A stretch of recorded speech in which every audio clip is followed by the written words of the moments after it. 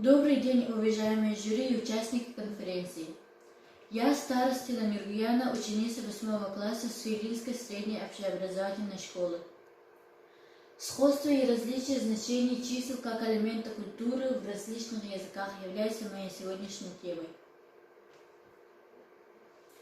Как мы знаем, пословицы и поговорки широко распространенный жанр устного народного творчества.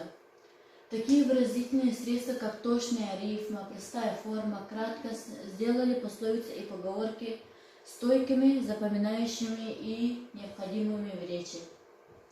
А вот число является фундаментальной категорией культуры.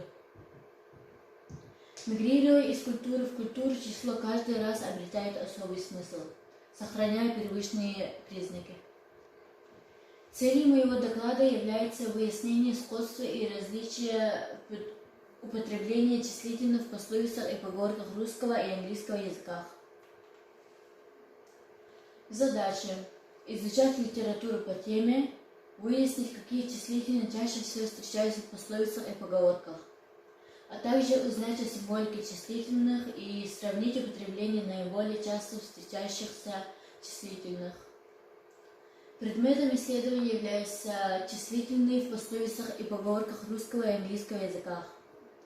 Объект исследования – пословицы и поговорки в числительных в русском и английском языках.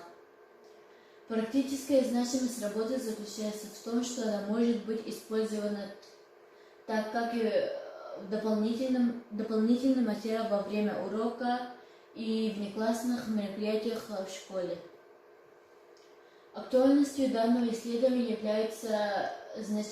определяется значимостью чисел в пословицах и поговорках современной речи людей.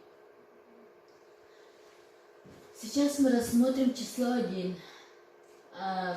Одно из значений является 1, но качественный, хороший. Есть английская пословица, которая означает better to have one eye than all blind.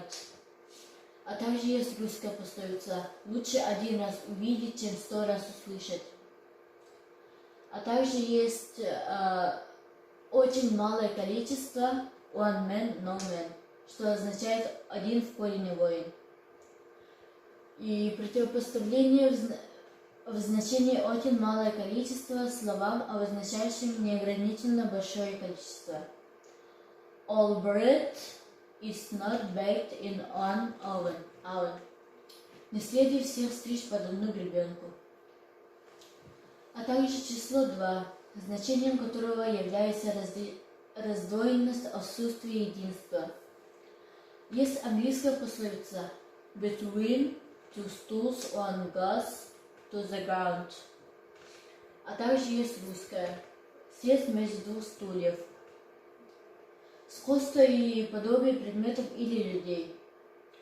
As like as two peas. Похоже, как 2 капли воды. А сейчас мы рассмотрим число 100, значением которого является символизирование интеллектуальности и мудрости в английском языке. When angry, count 100, что означает, когда сердишься, сосчитай до 100. А также есть в русском языке часто употребляется в противоположном значении.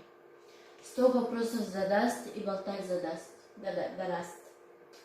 Заключением моей темы является в пословицах и поговорках русского и английского языках применяются одинаковые символичные числа.